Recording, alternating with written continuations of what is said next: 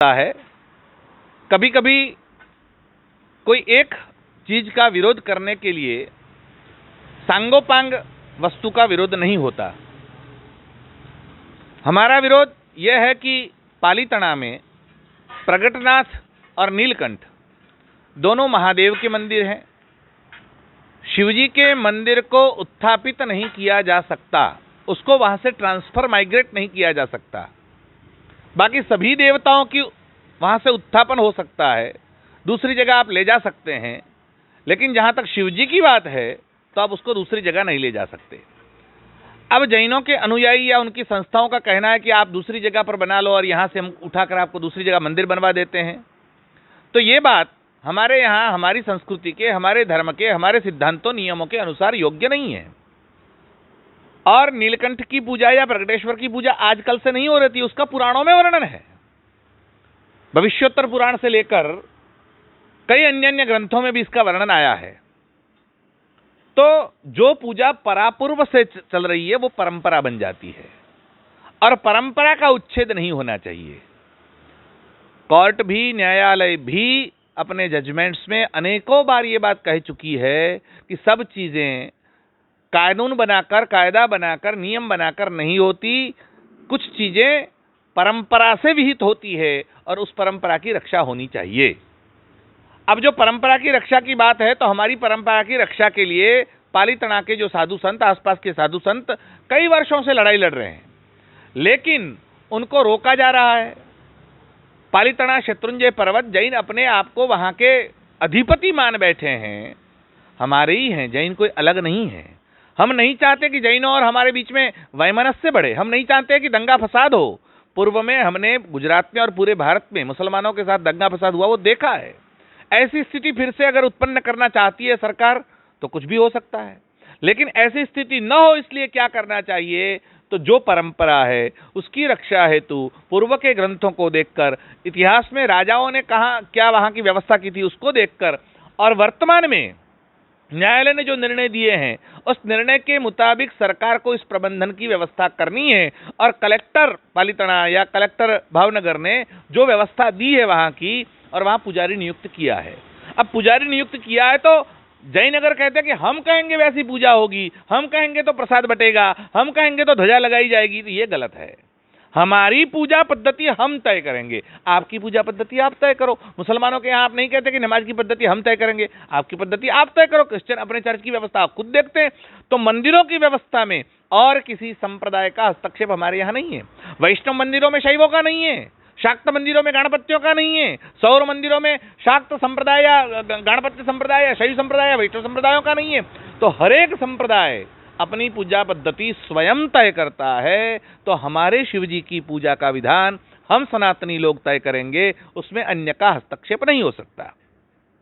अगर हमारे ऊपर इस पूजा पद्धति को लादने की कोशिश हो रही है, तब हमारे संत आवाज उठा रहे हैं, और इसको सरकार अगर नहीं मान रही है तो सरकार के विरुद्ध में संतों को इकट्ठा होना पड़ेगा। हम सीधा जैनों से संघर्ष नहीं चाहते थे, लेकिन अगर वो गांव-गांव में जाकर आवेदन पत्र देकर इसको पूरा अपने हस्तगत करने की कोशिश करेंगे तो हम भी आवेदन पत्र भी देंगे, जरूर पड़ी तो पालीताना कूच करेंगे, शंकराचार्य, रामानुजाचार्य, वल्लभाचार्य, निम्बारकाचार्य, बधवाचार्य सबको बुलाएंगे, और वहां पर हम भी अपनी जो परंपरा है उस परंपरा की रक्षा के लिए पूरा तन मन धन से सहयोग और प्रयत्न करेंगे। और इस प्रयत्न में जो भी आड़े आएगा, क्योंकि हमारा तो सूत्र ही रहा है, हम किसी को छेड़ते नहीं, और जो हमें छेड़ता है उसे हम छोड़ते नहीं। तो हमारी एक उनसे अनुरोध भी है कि आप लोग हमसे उलझने की कोशिश न करें, अपना अपना रखें, हमारा हमारा रहने दें। हम आपकी परंपरा की रक्षा करेंगे, आप हमारी परंपरा की रक्षा करें। आप जैन शास्त्रों के अनुसार पूजा करें, हम हमारे शैव शास्त्रों या आगम शास्त्रों के अनुसार हम हमारी पूजा करेंगे। तो पूजा पद्धति को लेकर कोई विवाद अगर गुजरात में होगा तो ये गुजरात के लिए, विकास के लिए या सभी संप्रदायों के लिए ये नुकसान करेगा। जैन भी एक हमारा ही संप्रदाय है, जैन अलग धर्म नहीं है। जो लोग जैन को धर्म कहते हैं वो साबित नहीं कर सकते। जैन एक पूजा पद्धति है, हमारा एक संप्रदाय है, और संप्रदाय के नाते आपको कुछ भी कहने की छूट है, लेकिन दूसरे के ऊपर आक्रमण या अतिक्रमण करने की छूट किसी को नहीं देनी चाहिए। अगर दी गई तो हम कूच करेंगे और पालीताना के नीलकंठ और प्रकटेश्वर को बचाने के लिए समग्र हिंदुओं को वहां ले जाकर अपनी बात घोषित करेंगे। ये स्वामी शरणानंद जी से बात जब हो रही थी तो उनका ये भी कहना था कि सिर्फ पूजा पद्धति या पुजारी की नियुक्ति को लेकर ही तो बात नहीं है, बात तो आगे इससे और भी है ना कि वहाँ का जो पूरा संचालन वो चाहते हैं कि उन्हीं के तहत आ जाए, जो पीढ़ी है वहाँ जो काम कर रही है जीन पीढ़ी, और उसको लेकर बता रहे थे कि फॉरेस्ट डिपार्टमेंट का भी हस्तक्षेप वहाँ पे जो है उनको बार बार कहा जाता है कि आप फॉरेस्ट आके कुछ उसमें अपना हस्तक्षेप कर दे, या सरकार या कलेक्टर जो है। तो ये संचालन तक की बात अगर है तो ये सिर्फ पूजा पद्धति की बात नहीं है, तो इसको कैसे देखते हैं आप? आपको पता है कि भारत में कुछ राज्य हैं जो केंद्र शासित है, जैसे दीव दमन है, जैसे गोवा वगैरह है।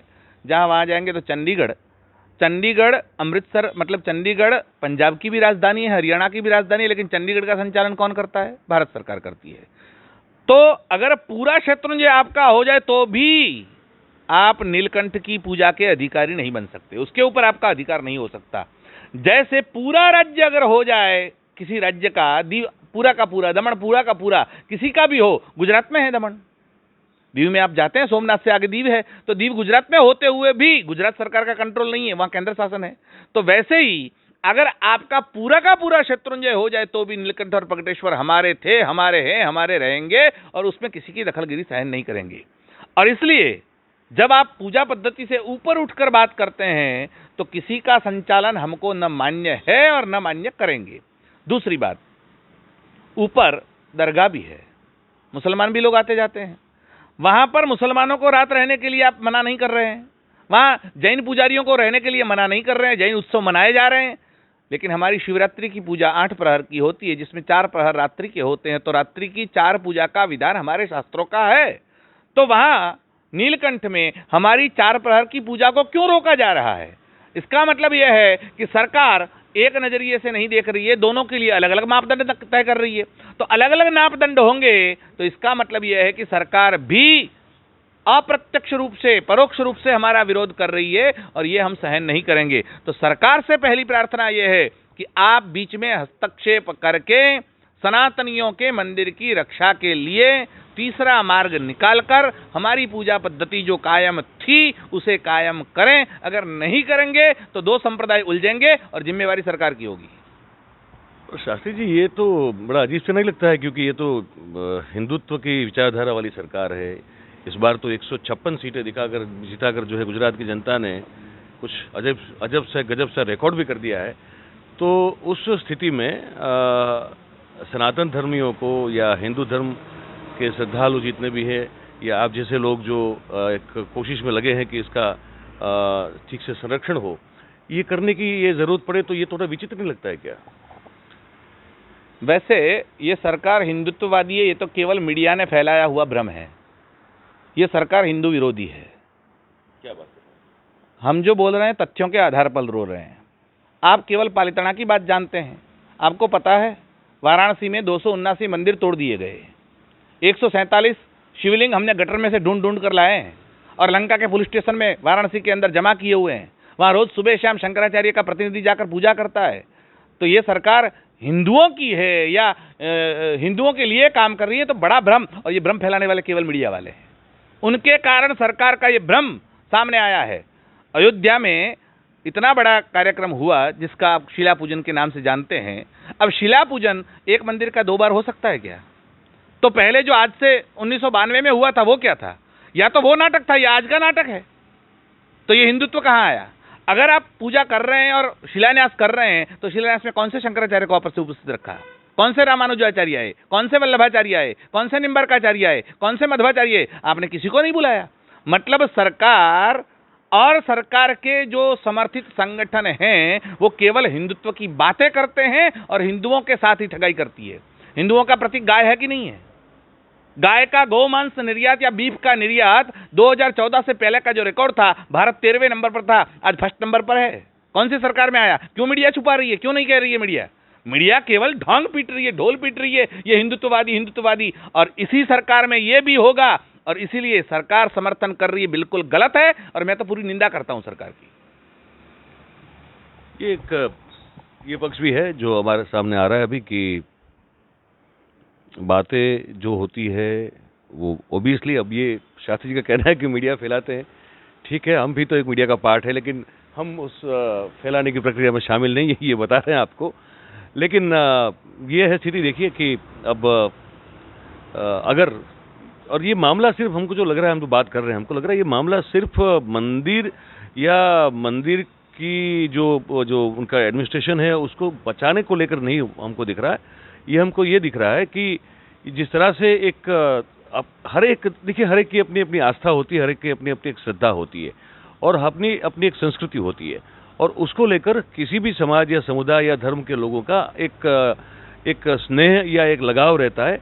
और यहाँ ये लग रहा है कि शायद ये जो जैन पीढ़ी है जो वहाँ पे, और जिस तरह से वो एक तो अब जब बातचीत कर रहे हैं तो लग रहा है, वो अभी वहाँ पे गए नहीं लेकिन जाएंगे, तो जो बातचीत हो रही है उसे लग रहा है कि वो कुछ इन्फिल्ट्रेट कर रही है, या तो जिसे कहते हैं ना कि एक पूरा दबोचने की कोशिश कर रही है, और इसको लेकर एक विरोध और एक आक्रोश का माहौल जो है अभी हमको बनता हुआ दिखाई दे रहा है।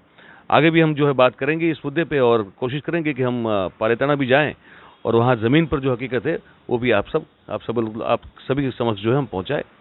तो 4 PM गुजरात में इस पूरी खबर को लेकर अभी इतना ही है दोस्तों, और पालिताना जाएंगे तो वहाँ से फिर अलग से जो एक रिपोर्ट है वो जोड़ के आपको बिल्कुल बताएंगे। आपका बहुत बहुत धन्यवाद, नमस्कार।